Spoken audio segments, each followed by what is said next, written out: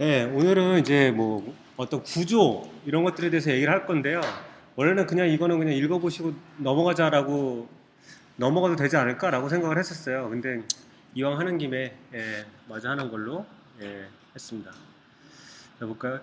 이제 저희가 이제 그 어느 정도 이제 그 조직이 이제 커지면 조직이 일정 수준이 되면 이제 관료적인 문서를 가지고 이제 코딩 스탠다드라고 하면서 이제 요구를 하게 된대요.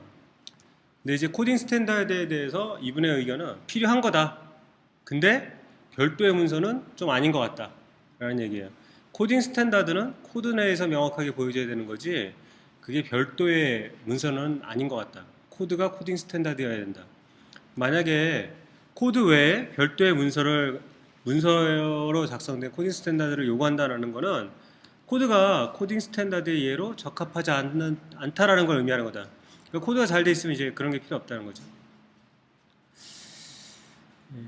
그래서 이제 뭐 이 중에 뭐 여러 가지가 있는데 코딩 스탠다드 관련해서 뭐 여러 가지 얘기하는 것 중에 이제 커멘트가 있어요. 커멘트. 커멘트에 대해서는 뭐라 그러냐면 코딩 스탠다드가 커맨드를 강요하게 되면 이제 어떤 일이 생기냐? 프로그래머는 잘 안 보이시죠? 아무도 왜 얘기를 안 해요? 프로그래머는 필요해서가 아니라 해야 되는 거라고 생각해서 커멘트를 작성한대요. 관료적으로. 그런 거 아마 해보신 적 있을 거예요. 주간 보고. 그 다음에 또 장애 보고도 그렇게 하시나요?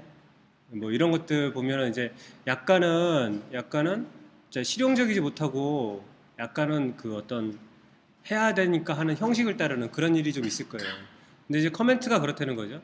그런데 이런 커멘트는 그럼 도움이 되겠냐는 거예요. 도움이 되지 않죠. 이런 커멘트는 대부분 의미가 없고 사람들이 또 무시를 한다는 거예요. 그 SI 프로젝트 큰 거 해보신 분들은 아마 아실 건데 제가 SI 프로젝트를 한 3년 정도 하는 거를 1년을 마지막에 같이 한 적이 있었어요. 나올 때 보니까 그 캐비넷으로 문서를 두 캐비넷 채우더라고요. 근데 그거를 이제 누가 보겠냐는 거예요, 그거를. 거기 있는 거를 어떻게 봐요? 그 많은 거를. 볼 수가 없죠. 차라리 딥에 넣고 검색이나 잘 되게 만들지. 그거는 진짜 아닌 것 같다는 생각이 들더라고요. 이제 이런 거예요, 이런 거. 관료적으로 이제 뭐 그냥 형식적으로 만들으라는 거. 메서드 이름이 set config property예요. 근데 커멘트가 보면 set configuration property예요. 이거랑 지금 중복이죠.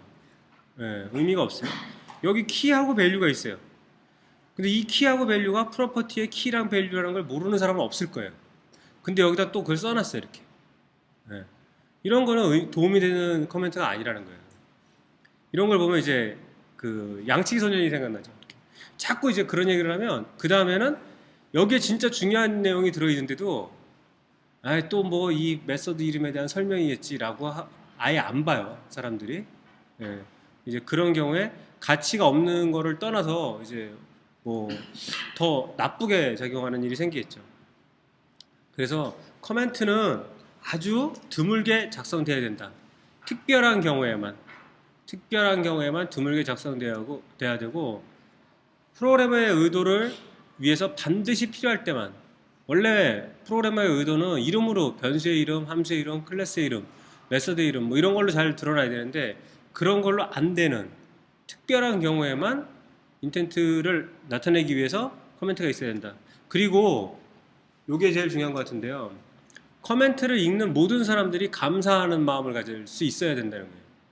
내가 정말로 필요한 커멘트를 작성해 놓는다면 그걸 보는 모든 사람들이 나한테 감사를 하겠죠. 근데 내가 이 위에 같은 이런 커멘트를 만들어 놓으면 사람들이 이걸 보면서 짜증을 내겠죠. 그죠? 그래서 어떤 커멘트를 작성해야 되는지 이제 얘기가 나오는 거죠. 그 다음에 이제 커멘트는 이제 그 실패다라고 얘기를 하시는데요. 작성자의 의도가 잘 나타나게 프로그램을 작성한다면 커멘트가 필요 없다. 이제 그 펑션으로 이제 익스트랙트 에서도 할 때 제일 많이 하는 게 뭐냐면 어떤 코드 블락에 커멘트가 있어요. 그러면 그 커멘트를 펑션 이름으로 잘 만든 다음에 그 코드 블럭을 익스트랙트 메소드 하는 게 가장 좋아요. 예, 커멘트를 남겨두는 게 아니고. 그 다음에 이제 근데 이제 그런 경우가 있어요. 여러분들 뭐 이거 안 해보신 분들이 많을 것 같은데 어셈블리, 파스칼, 폴트란, C, C는 해보셨겠죠? 코볼 이런 것들 보면 함수의 이름이나 변수의 이름 이런 걸로 그, 그 개발자의 의도를 나타내기 굉장히 어려워요. 그 표현력이 떨어져요, 언어 자체가. 특히 코볼 같은 경우 보면은 이제 거의 그 뭐랄까 난수표 같아요. 변수 이름이나 이런 것들이 그런 거를 또 지향을 하고요. 그래서 그런 데서는 커멘트가 필수적이라고 볼 수밖에 없어요. 왜? 커멘트 외에 어떤 랭귀지 스트럭처를 가지고는 그런 표현력 있는 거를 작성할 수가 없으니까.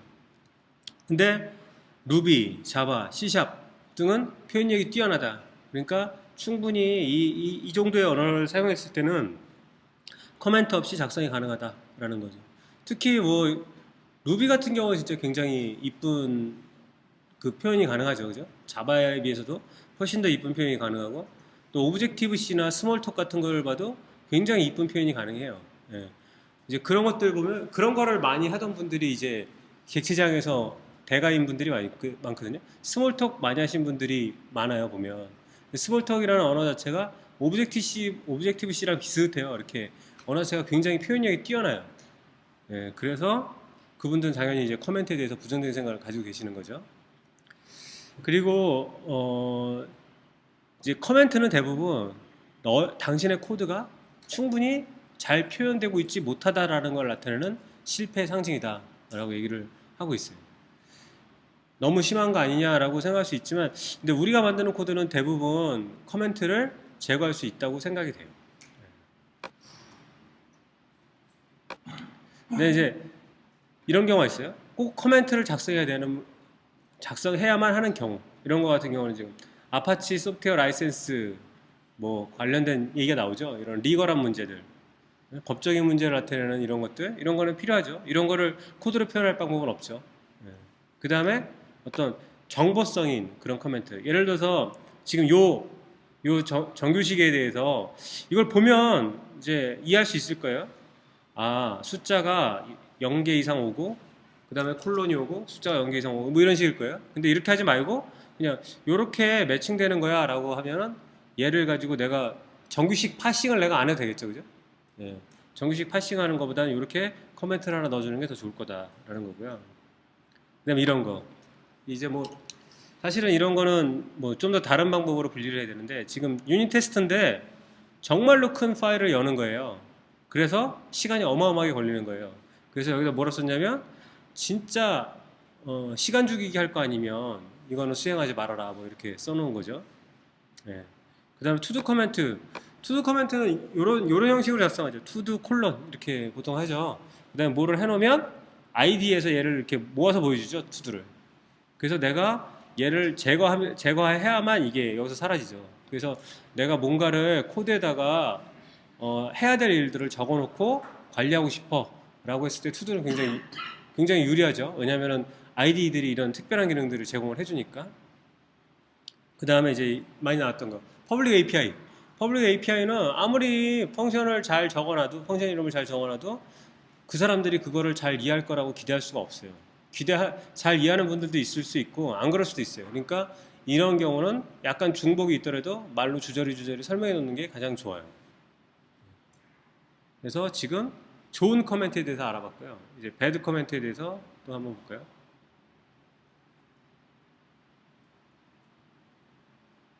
네, 배드 커멘트 보면 이거는 이제 제가 예전에 안 담았는데 중얼거리다. 커멘트가 딱 말이 안 끊어져요. 말이 안 끊어지고 이래서 저래서 그러하니 저러하니 여차저차하니 계속 뭐 이런 식이 반복이 되는 그런 이상한 커멘트예요. 그 다음에 중복적인 설명. 여기 보면 children인데 맵이에요. 그러면 이게 어떤 child를 컨테이닝하는 컨테이너 역할을 하는 개겠구나 라고 알 수가 있는데 코드에서 여기에 이렇게 써 있어요. child 컨테이너. 그 다음에 네임을 키로 사용하는 child 컨테이너다 이런 말이 있단 말이죠. 이거는 이 코드만 봐도 알 수 있는 거거든요. 예. 근데 사실은 여기에 보면 스트링보다는 만약에 뭐 name이라는 거를 뭐 child의 name이라는 걸 나타내는 클래스를 쓴다면 더 명확해지겠지만 뭐 이 정도는 child를 담는 맵 컨테이너인데 이 스트링은 아마 키겠지. child의 키가 뭐지?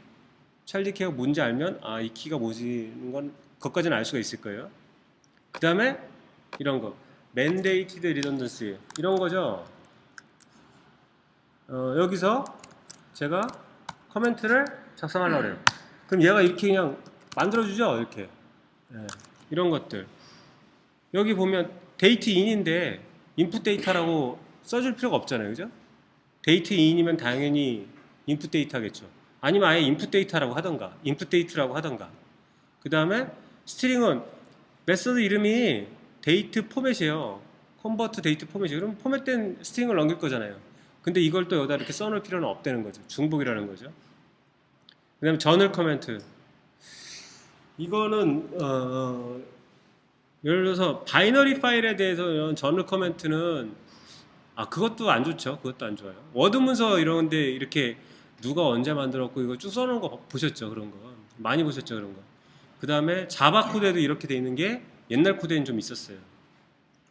그 옛날에는 소스 리파이토리를 안 쓰고 아마 그때는 FTP로 파일을 복사해서 쓰지 않았나 싶어요. 네? 근데 지금은 이런 정보는 우리 같으면 SVN이나 깃에 들어있겠죠. 네, 이게 여기 코드에 있을 필요가 없어요. 이것 때문에 다른 거 보기가 싫어지죠.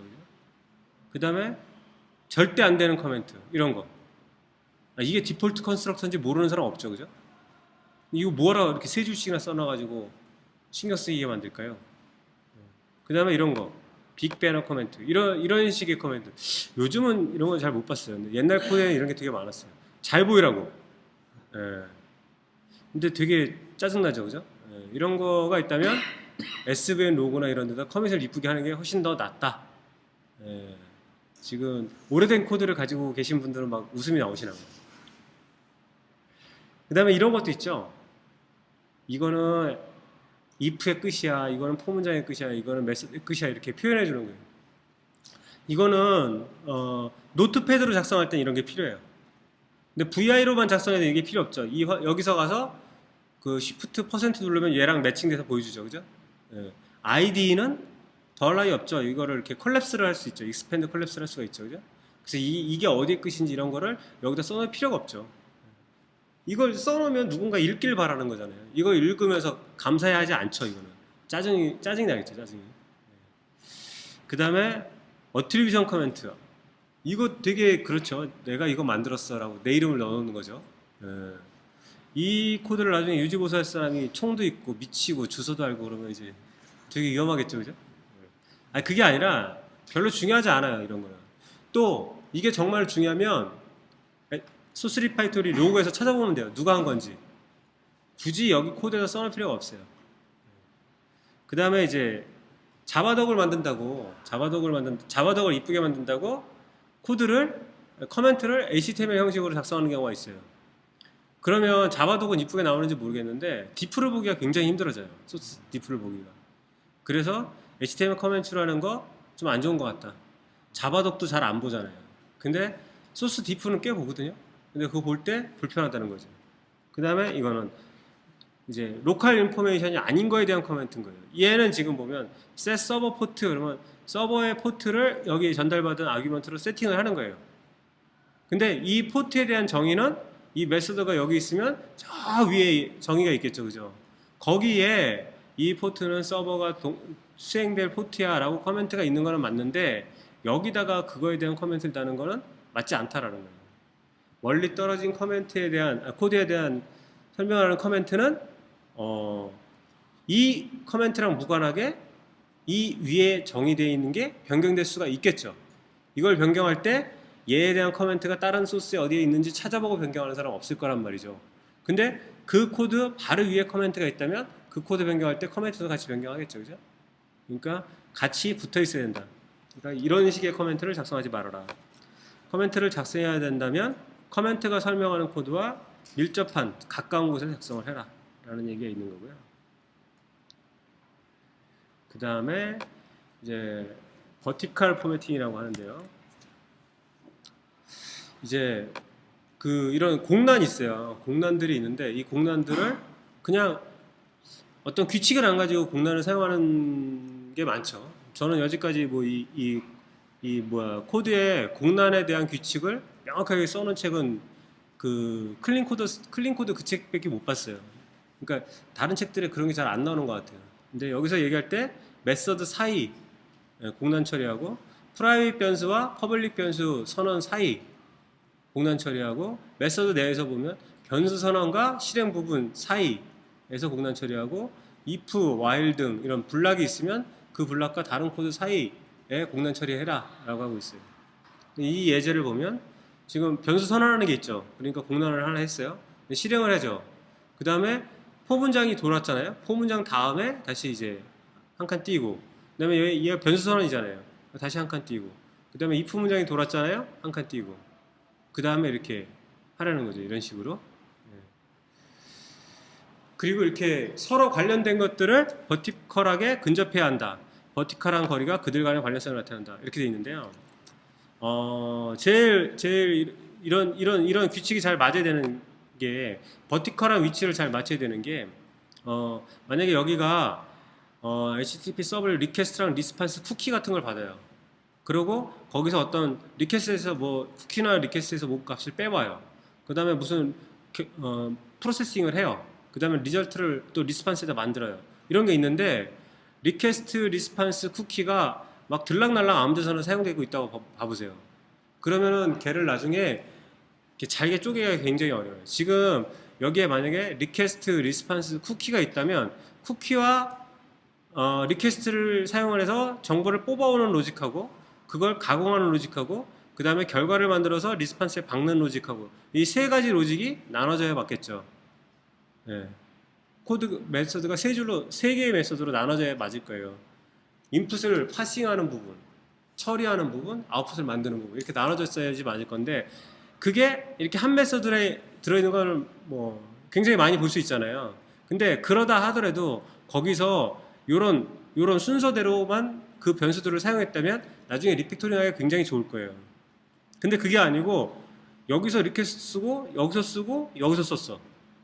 이래 놓으면 나중에 리팩토링 하기가 굉장히 어려워요. 테스트가 있다면 야 리퀘스트 쓰는 거 다 위로 올려 그래 버리면 되지만 테스트가 없다면 그렇게 하기 되게 무서운 일이 생기는 거죠. 그러니까 여러분들 코드가 지금 뭐 테스트가 없고 하더라도 이런 뭐 대가들이 말하는 규칙이라는 걸 준수한다면 나중에 누군가 여러분들의 코드를 고칠 때 훨씬 수월하게 고칠 수 있는 거예요. 그래서 버티컬한 어떤 포매팅에 대해서도 이게 그냥 뭐 눈에 보이라고 이렇게 눈에 이쁘게 보이라고 하는 거예요? 절대 아니고요. 그 관련된 정보를 나눌 수 있어야 돼요. 이렇게. 예. 그런 의미에서 버티컬 포매팅도 굉장히 중요한 의미를 가져요. 그 다음에 이제 클래스에 대해서 얘기를 할 건데요. 클래스란 무엇인가요? 뭐 누누이 얘기했죠. 프라이빗 변수와 그 변수들에 대해서 동작하는 퍼블릭 함수, 물론 프라이빗 함수도 있을 수 있죠. 퍼블릭 함수들의 집합이 클래스란 말이에요. 그러니까 먼저 그 디자인을 할 때는 기능부터 디자인하지는 않죠, 그죠? 처음에는 데이터 모델링을 해요, 데이터 모델링을. 클래스가 가지고 있는 애트리뷰트를 가지고 러프하게 클래스 디자인을 한단 말이에요. 클래스 다이어그램을 그린단 말이에요. 그럴 때 클래스 다이어그램을 그릴 때 메서드가 먼저 나와요? 메서드는 나중에 나와요. 먼저 클래스하고 변수들이 먼저 나올 거예요. 그런 다음에 그거에 대해서 기능별로 이터레이션을 돌면서 동적 디자인을 할 때 그때 이제 필요한 퍼블릭 함수들이 나오겠죠. 그러니까 클래스는 프라이빗 변수와 그것들에 대해서 동작하는 퍼블릭 함수들의 집합이에요. 근데 외부에서는 프라이빗 변수들이 없는 것처럼 보여야 돼요. 네. 근데 진짜 잘 보여요. 왜? getter, setter가 있어. getName, setName이 있어요. 그러면 사람들이 어떻게 생각하냐면 name이라는 애트리뷰트가 있나 보다. 이렇게 짐작할 수가 있죠. 예. 그러니까 어떤 기능을 가지고 그 내부 구현체에 대해서 예측이 불가해야 되는데 어떻게 구현했는지 예측이 안 돼야 되는데 메서드 이름 보면 얘는 내부에 필드가 이런 게 있겠구나 이런 걸 짐작할 수가 있어요. 예. 그러니까 그거는 그 인캡슐레이션, 인포메이션 하이딩 이런 게 아니고 내 내부를 남들한테 알려주는 거죠. 그러면 내 내부에 오염되어 있는 많은 사람들은 내가 뭔가가 좀 내부적으로 변경이 생기면 많은 사람들이 다 영향을 받는 거죠. 근데 내 내부를 모르게 만들면 내 내부가 변경돼도 그 사람들은 영향을 안 받죠. 그 객체지향의 장점이 그거라고 했으니까 어떤 외부에서 프라이빗 변수들이 있는 것처럼 느끼지 못해야 되는 거죠. 있는 줄 몰라야 되는 거죠. 근데 가장 나쁜 설계 방식이 게터 세터. 게터 세터를 포함해서 이제 뭐 프로퍼티라고도 부르죠. 예. 근데 뭐 옛날에 자바빈이라는 게 있었죠. 자바빈 규약이라는 게 있었어요. 디폴트 컨스트럭터 있어야 된다. 시리얼라이저를 임플리멘트 해야 된다. 게터 세터가 있어야 된다. 뭐 그다음에 하나 또 있었는데 뭐 네 가지가 있어요. 네 가지. 그걸 지켜야 된다라는 게 있었는데 옛날에 애플릿 할 때 애플릿으로 뭘 만들 때 네트워크로 데이터를 주고받으려고 그렇게 했었거든요. 근데 거기에 보면 게터 세터가 있는데 사람들이 그러니까 게터 세터가 필요하지 않아도 다 만들어놔요. 심지어 IDE가 만들어주죠. 클래스에 가서 제너레이트 게터 세터로 쭉 만들어주죠. 그죠? 그러니까 사용될지 안 사용될지 모르지만 일단 만들어놔요. 근데 코드 분석 툴, 뭐 소나와 같은 그런 정적 코드 분석 툴은 퍼블릭 메서드는 사용되지 않아도 오류로 안 봐요. ID도 마찬가지예요. 근데 프라이빗 변수를 만들어 보세요. 프라이빗 변수를 만들어 놓고, 아니, 프라이빗 메서드를 만들어 놓고 그 메서드가 어느 곳에서도 호출되지 않으면 ID가 워닝을 띄워줘요. 얘 프라이빗 메서드인데 호출되는 곳이 없어. 지우는 게 나을걸? 뭐 이런 거죠. 예. 근데 퍼블릭은 지울 수가 없어요. 그래서 그 게터 세터가 이제 굉장히 안티 패턴이다. 잘못된 설계 방식이다라고 얘기를 할 수가 있을 거고요. 이게 되게 웃긴 거잖아요. 그럼 뭐하러 변수를 프라이빗으로 선언해? 게터 세터 만들 거면서. 아, get하고 set 할 때 어떤 비헤비어의 뭐 어떤 변경이 있을 수 있으니까 그래도 변수를 퍼블릭으로 하는 것보다 낫잖아. 아, 물론 낫죠, 낫기는. 근데 아싸리 그거조차도 안 하는 게 더 낫죠. 게터 세터가 외부에 노출되지 않게 하는 게. 그래서 여기 보면 텔도네스크 요번에 아마 한 4번 정도 나온 것 같은데 많이 얘기했잖아요. 예. 객체가 이제 관찰할 수 있는 상태를 가지지 않는다면 그러면 뭘 하라고 이거 해줘 라고 하기 쉽다는 거예요. 근데 걔가 관찰할 수 있는 상태를 가지고 있어요. 게터 세터를 많이 가지고 있어요.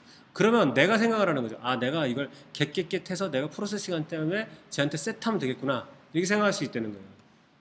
근데 게터 세터가 없으면 내가 겟 이렇게 에스크를 안 한다는 거예요. 에스크를 안 하고 그냥 뭐 해줘 라고 시키게 된다는 거죠. 그럼 지가 알아서 하겠죠.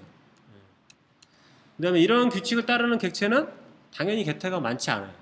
게터가 많지 않고 게터가 많지 않으면 세터도 많지 않아져요. 그리고 이런 규칙을 따르면 이제 이런 규칙을 따라야 되는 거고요. 그 클래스에서는 그 다음에 이제 그 커플링하고 코이전이라는 얘기가 나오잖아요. 뭐 소프트웨어 공학 그러면 제일 많이 나오는 얘기 중에 하나가 커플링하고 코이전인 것 같은데 커플링은 다들 잘 알고 계시죠. 다른 것들에 대한 의존도예요. 그죠? 의존도가 결합도, 의존도 그러는데 그게 적으면 적을수록 좋은 거잖아요. 예. 내가 콜래버레이션 하는 객체의 수가 적으면 적을수록 좋은 거예요. 그건 되게 쉬워요. 근데 코이전은 조금 어려워요. 응집도가 높아야 된다. 응집도가 높아야 된다는 게 무슨 말이야. 관련된 기능이 뭐에 있어야 돼. 이 정도까지가 아마 학교 다닐 때 교과서에 나오는 얘기일 거예요.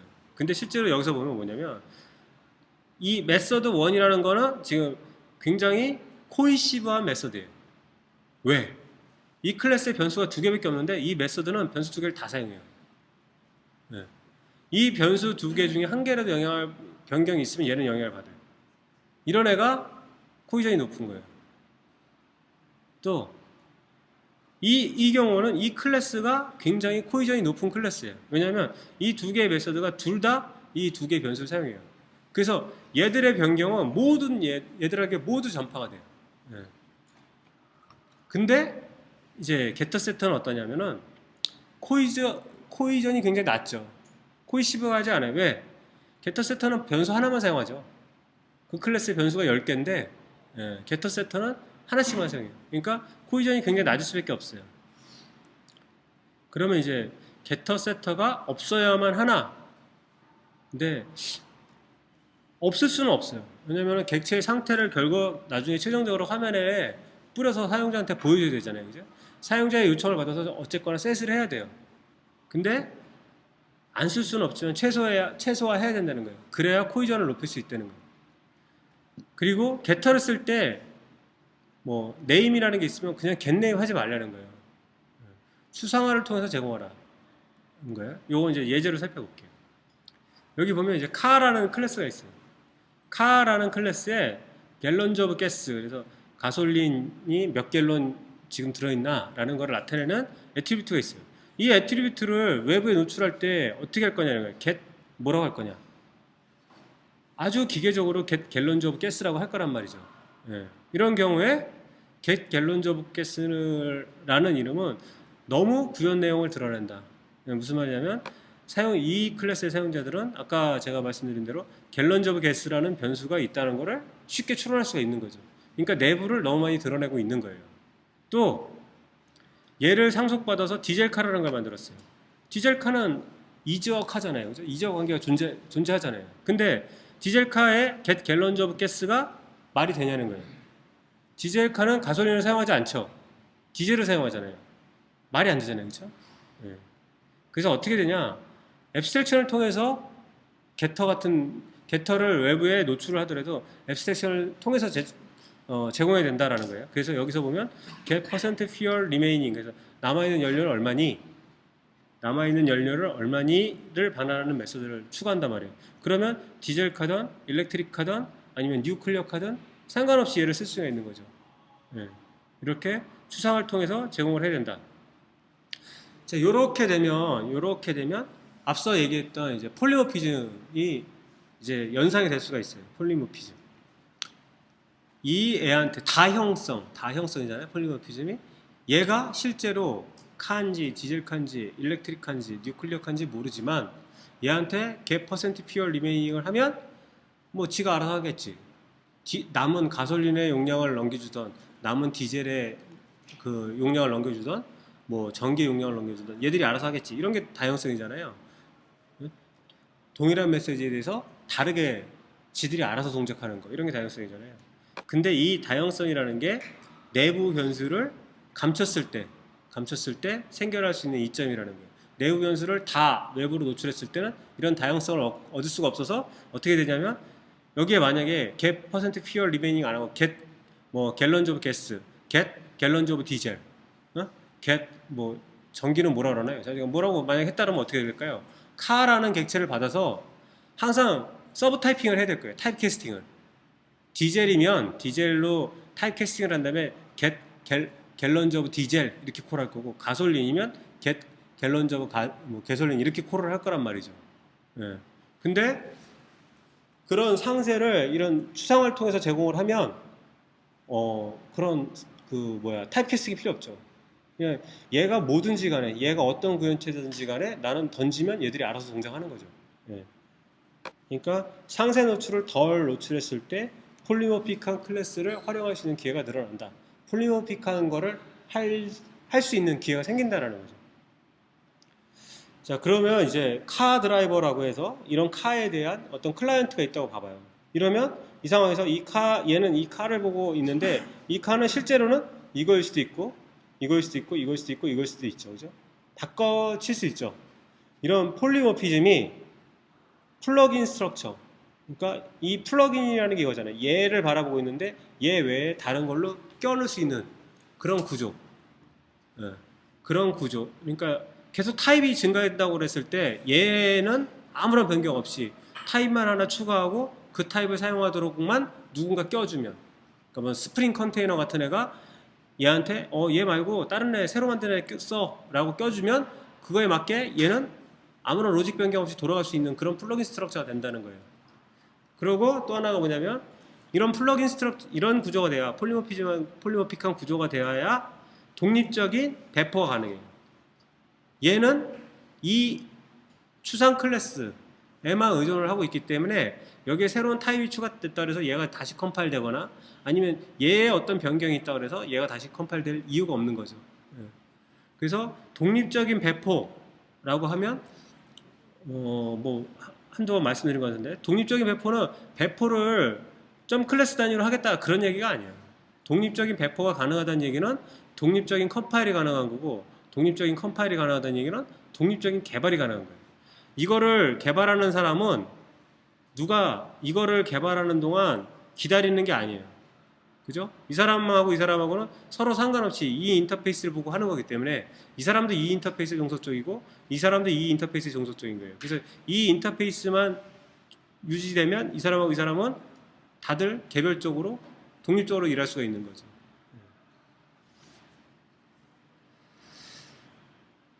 네, 그래서 이런 폴리모픽한 구조가 클라이언트 코드로부터 서버 코드에 이제 어떤 변경을 막아주는 거죠. 이 서버 코드에 변경이 일어났을 때 이런 폴리모픽한 구조가 있다면 얘는 영향을 안 받는다는 얘기예요. 얘의 시그니처가 변경되면 얘는 당연히 영향을 받죠. 하지만 얘의 내부 구현이 변경되거나 새로운 타입이 추가되거나 얘들에 대한 내부 구현이 변경됐을 때 얘가 영향을 안 받는다는 거예요. 이게 객체지향에서 가장 중요한 거라고 얘기를 해요.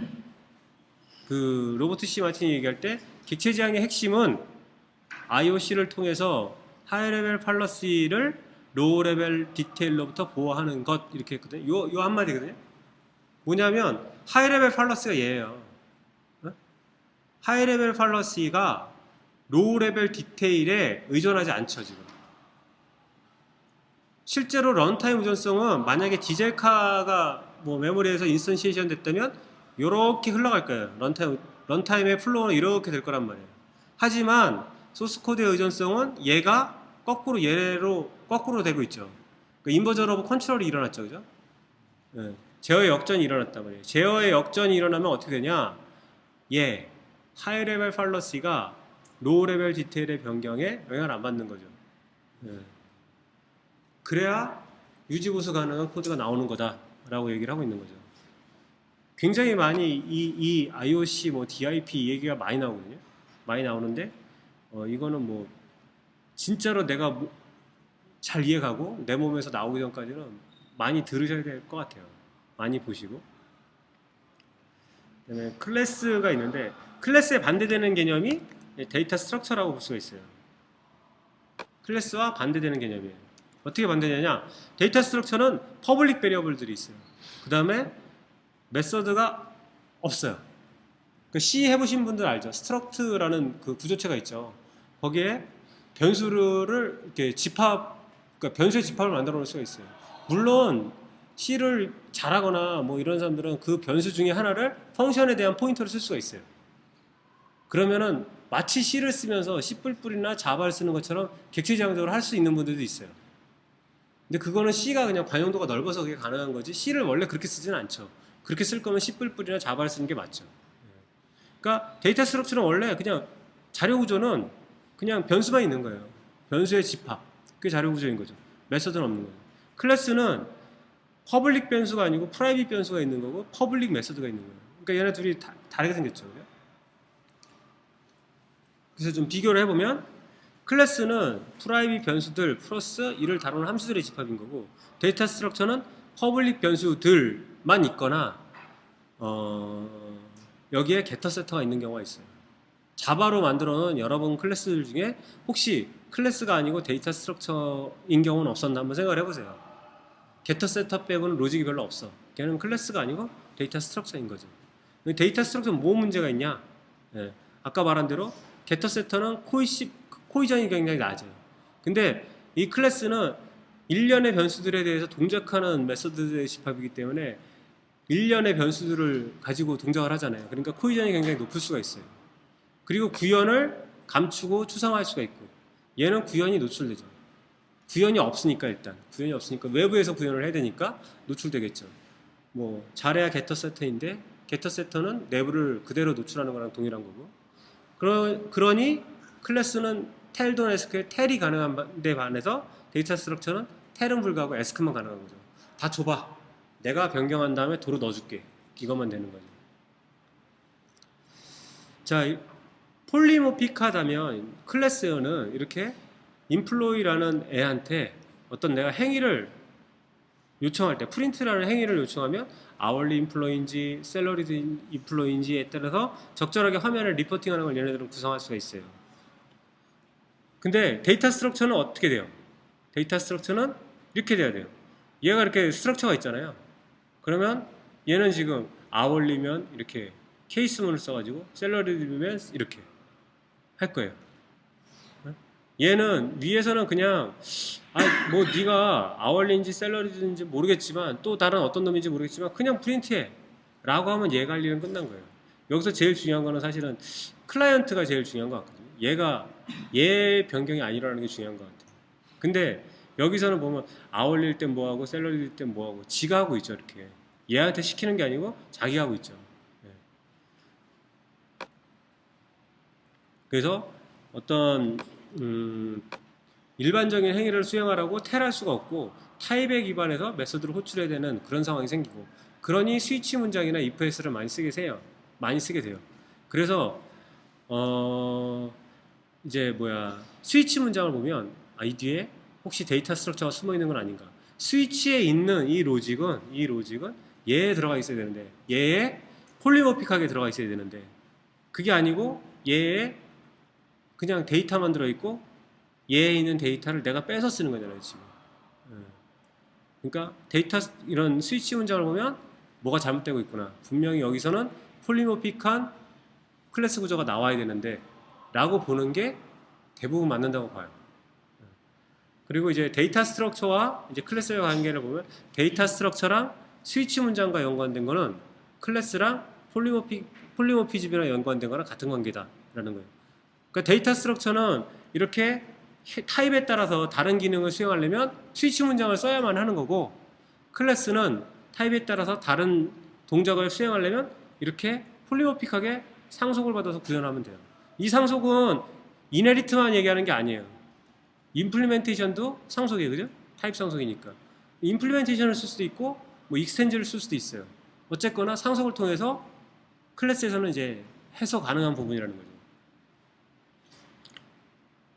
근데 이제 한 가지 뭐가 있냐면 이 경우에 만약에 새로운 기능을 추가한다고 봐보세요. 인플로이에 새로운 기능을 추가한다 그러면 인플로이의 모든 서브 클래스들이 다 변경이 일어나야 되죠. 그죠? 그 객체 지향은 새로운 기능을 추가하는데 굉장히 취약해요. 근데 새로운 타입을 추가하는 데는 굉장히 우월하죠. 그죠? 타입을 추가했을 때 아무런 변경도 안 일어나니까. 근데 이런 데이터 스트럭처, 구조적 방법론에서 보면은 새로운 기능을 추가해요. 지금 프린트인데 딜리트를 추가해요. 그랬을 때 기존 코드의 변경이 하나도 없어요. 여기다 그냥 메소드 하나만 추가하면 돼요. 거의 얘 복사해서 조금 다르게 구현하면 돼요. 그러니까 데이터 스트럭처는 기능의 추가에 대해서 굉장히 자유로워요. 근데 얘는 타입의 추가에 대해서 완전히 취약하죠. 여기에 만약에 아월리 샐러리들 말고 커미션드라는 게 하나 들어갔다고 해요.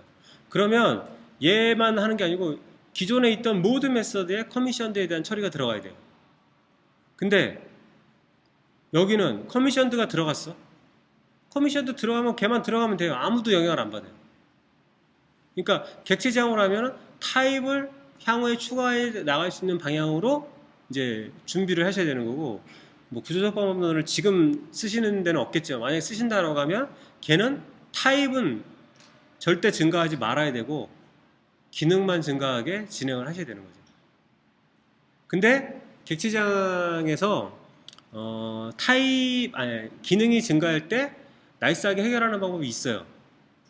그 디자인 패턴 중에 비지터 패턴이라는 걸 보면 걔는 그 메서드가 기능이 추가돼도 타입만 추가하면 기능 추가를 해결할 수 있는 방법이 있어요.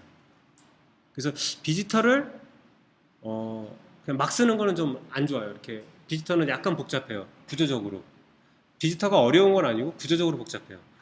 그런데 이런 경우인 거죠. 이렇게 프린트 말고 딜리트라는 걸 넣어야 돼 라고 했을 때, 앞으로 또 어떤 기능이 추가될지 모르겠어 라고 했을 때 비지터를 추가하면 그런 것들에 대해서 유연하게 타입만 추가하면서 대응할 수가 있어요.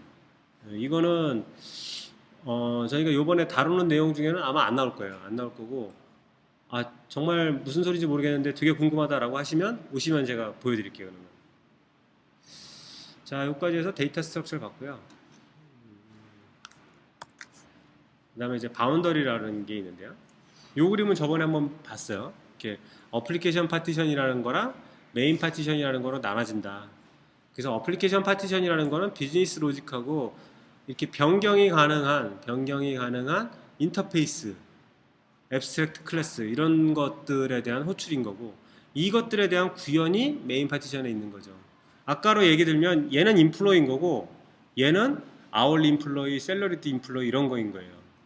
이렇게 상속받는 애들이 있다는 거예요. 그러면 이 메인이라는 놈이 실제로 얘가 인플로이를 사용하는데 셀러리드 인플로이를 사용해야 되네? 라고 하면 얘가 셀러리드 인플로이라는 놈을 크리에이트 한 다음에 얘한테 셀러리드 인플로이를 사용해 라고 셋을 해주는 거예요. 그게 스프링 컨테이너나 구글 주스 같은 컨테이너들이, IOC 컨테이너들이 해주는 일이 그거예요. 그런 애들이 없으면 여러분들이 메인 프로그램을 짜서 거기서 그걸 여러분들이 코드를 해주셔야 돼요. 예. 옛날에는 다 그런 거 코드를 했죠. 그래서 옛날에는 앱스트랙트 팩토리 패턴 이런 게 되게 많이 쓰였어요.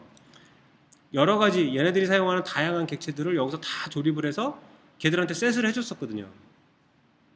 셋은 안 해주고 앱스트랙트 팩토리 만들기만 하고 그것들에 대한 뭐 의존성 주입은 또 다른 방식으로 하고 그랬었어요.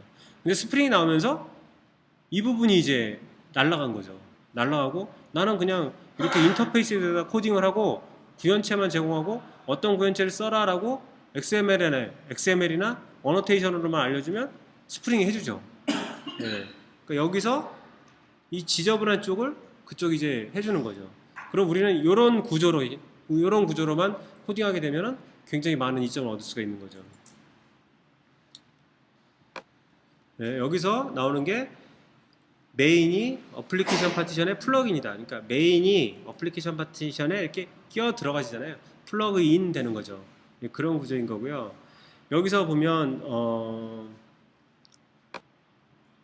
하나 이제 주의해서 보실 게 바운더리 한쪽은 콘크리트하고 바운더리 한쪽은 앱스트랙트예요. 그래서 콘크리트 한쪽에서 앱스트랙트 한쪽으로의 방향, 의존성 방향은 있지만 앱스트랙트 한쪽에서 콘크리트 한쪽으로의 방향, 의존성은 없어요. 근데 여러분들이 개발하다 보면 그런 경우가 생길 수가 있어요. 이상하게 앱스트랙트 한쪽에서 콘크리트 한쪽으로 의존성이 생기네 하는 경우가 생길 거예요. 그 경우에 어떻게 해결하는지 이제 보여드릴 건데요. 의존성은 항상 콘크리트한 방향에서 앱스트랙트한 쪽으로 있어야 된다라는 거예요. 근데 여기 보면 이제 어플리케이션하고 도메인 객체 이런 거는 데이터베이스라는 거에 비하면 굉장히 앱스트랙트한 거죠. 얘는 굉장히 콘크리트한 거예요. 근데 어플리케이션에서 데이터베이스를 바로 쓰면 어떻게 돼요? 말이 안 되죠. 앱스트랙트한 거에서 콘크리트한 걸 쓰면 안 되잖아요. 그죠? 그러니까 중간에 DB 인터페이스 레이어라는 걸 둬요. 그러면 어플리케이션 레이어는 DB 인터페이스 레이어에 의존성이 없어요. DB 인터페이스 레이어는 데이터베이스에 의존성이 있어요. DB 인터페이스 레이어는 어플리케이션에 의존성이 있어요. 되게 이상하죠. 이 그림 이상하지 않아요? 어플리케이션에서 분명히 DB를 사용해야 되는데 왜 여기서 일리 내려가는 화살표는 없지? 이상하잖아요. 여기서 여기까지는 안 가더라도 여기까지는 가야 될 것 같은데 라는 생각이 들잖아요. 왜 그러냐면 여기에 있는 화살표의 방향은 소스 코드 의존성이에요. 런타임 의존성이 아니에요. 그러니까 계속 얘기했던 디펜던시 인버전, IOC 이런 걸 이용해서 얘가 원래 얘한테 의존성을 가져야 되는데 그거를 거꾸로 뒤집어 놓은 거예요. 지금. 의존성 역전을 시킨 거예요. 네. 그래서 데이터베이스 인터페이스 레이어는 이제 데이터베이스 인터페이스 레이어에서 어플리케이션 레이어로의 의존성이 이해가 안 가는데 이거는 이제 이론상으로는 당연히 콘크리트한 거에서 앱스트랙트한 걸로 갔으니까 맞아요. 근데 이해가 안 가잖아요. 얘가 어떻게 얘를 사용하는데 그렇게 돼? 라는 거잖아요. 사용하는 거는 런타임 의존성이고 소스 코드 의존성은 다른 거라는 거죠. 그래서 디펜던시 인버전을 시키면 얘가 얘한테 의존성을 갖는 게 아니고 얘가 얘한테 의존성을 갖게 만들 수 있다는 거죠. 그러면 어떻게 되냐면 이 어플리케이션은 이 DB 인터페이스 레이어라는 게 있는지조차 모르고도 여기에 로직을 구사할 수 있다는 거예요.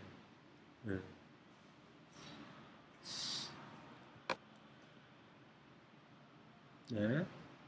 그래서 이제 마지막인데 요거는 이제 뭐 그 뭐라 그러죠? 아 이게 오브젝트 릴레이셔널 임피던스 미스매치라는 게 그 위키피디아에 정리가 돼 있어요. 근데 거기에 정리되는 걸 간단하게 보면 OOP에서 RDB를 사용할 때 발생하는 일련의 개념적 기술적 어려움, 특히 클래스나 객체나 클래스의 정의가 데이터베이스 테이블이나 관계형 스키마에 직접 매핑될 때 발생함이라고 돼 있어요. 데이터베이스는 클래스일까요? 데이터 스트럭처일까요? 데이터베이스 테이블은 데이터 스트럭처예요. 왜? 데이터를 노출하죠, 그죠? 필드로 바로 액세스할 수 있죠. 근데 DB에는 메소드가 없죠. ODB가 있긴 하지만 그냥 RDB는 없죠, 그죠? 그러니까 클래스랑은 반대예요. 그리고 데이터베이스 테이블은 너무나 콘크리트해서 폴리모픽할 수가 없대요. 네. 그 다음에 DB는 도메인 객체, 비즈니스 객체, 어떤 객체도 포함할 수 없어요. 오직 데이터 스트럭처만 포함을 해요. 그리고 이런 데이터 스트럭처를 객체화할 수 있는 방법도 없어요. 근데 이제 ORM 있지 않냐라고 이제 얘기할 수 있어요. 그러면 RDB로 어려움을 겪는데 ORM이 있잖아. 특히 하이버네이트 같은 애 좋잖아.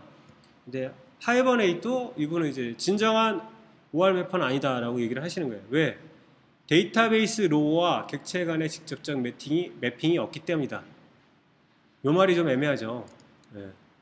하나는 데이터 스트럭처이고 데이터베이스 로우는 데이터 스트럭처이고 내가 생각하는 비즈니스 객체는 객체란 말이에요.